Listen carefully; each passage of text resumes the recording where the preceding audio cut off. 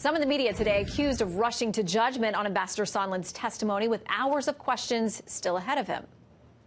This testimony is incredibly damaging. I can't emphasize how explosive this is. Very explosive. So explosive. Completely devastating. It's a problem for the White House. I think Gordon Sondland's testimony today changed everything. Every fantasy about how corrupt this administration was is actually true.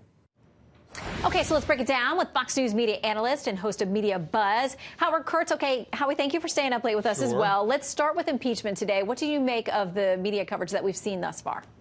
Well, look, some in the media obviously would like Donald Trump to have resigned yesterday, but I don't think we can say they jumped the gun because the first break in the hearing came after the Democratic questioning. And, you know, even on Fox News, there was a lot of talk about how Gordon Sondland's testimony did not help the White House because he is, after all, a Trump appointee, talking about a quid pro quo, saying everyone was in the loop, talking about his contacts with Rudy Giuliani, talking about how he briefed Mike Pompeo. Now, of course, the Republicans did underscore the parts of the testimony where he made assumptions that this president never told him to do this, but this is how he put 2 and 2 and 4 together. So I think that it may not have been the mega bombshell that some in the media have portrayed Sondland's testimony as being, but I also think that he kind of gave a gift to the Democrats today in the hearing. Yeah, both sides are celebrating and finding things they think are positive for them based on what they heard today and with the afternoon witnesses as well.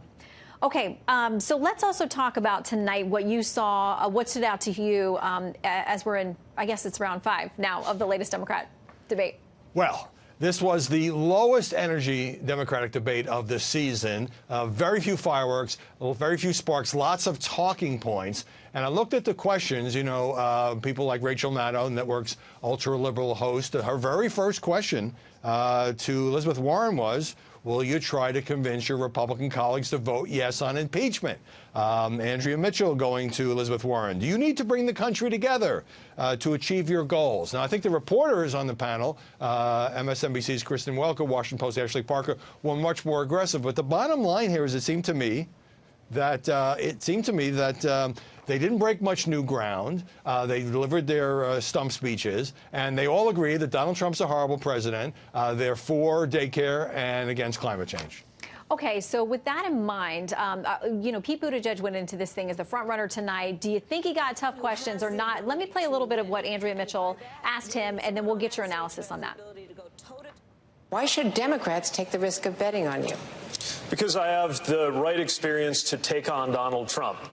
And how he went on from there to sort of make his case, lay out his resume. What did you make of his performance tonight? Well, I thought it was a reasonably good question to say you got only 11,000 votes in winning as mayor of South Bend. But look, all the pundits said that because Buttigieg had surged into first place in some Iowa polls, he would take a lot of flack, he would be on the hot seat. And all the pundits are wrong. That didn't happen. One of the reasons it didn't happen was the moderators didn't really challenge him very much, as they didn't with most of the candidates. And the other candidates, with the exception of a couple of the lower tier people, didn't really mix it up with Buttigieg either. So I thought he kind of skated. I also thought it was a missed opportunity, not just for MSNBC and the Washington Post, but perhaps for Buttigieg, because the way you break out, the way you connect with people who aren't supporting you in Iowa, maybe with the African-American community or other groups where he needs to do some work, is by hitting major league pitching. And when the balls are just coming in straight over the plate, he didn't have an opportunity to break through. I mean, he does fine in every debate. I think he did fine, but nothing that creates a big headline.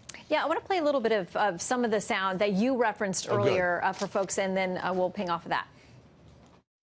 Will you try to convince your Republican colleagues in the Senate to vote the same way? Do you need to bring the country together if you become president to achieve your goals? Only about 1% of Americans serve in the United States military right now. Should that number be higher? She's not first place in those first couple of states, but she got a lot of attention tonight, Senator Warren. Yeah, she got a lot of the questions, and for a while there, Joe Biden wasn't getting very many. I agree with Bret Baier. He may have had his most solid performance with the fewest stumbles, but by 10 o'clock tomorrow morning, nobody's going to care because everybody in the media and the political world is going to be back to impeachment. Look, those questions indicate that basically the moderators teed up a lot of questions, with a few exceptions, to enable the candidates to talk about all the social issues. I mean, they really weren't very adversarial, as I think they should be Democrat or Republican debates, and so that's why I think it fell flat. leaving aside the fact that it was utterly overshadowed by the impeachment hearing today, which went on endlessly.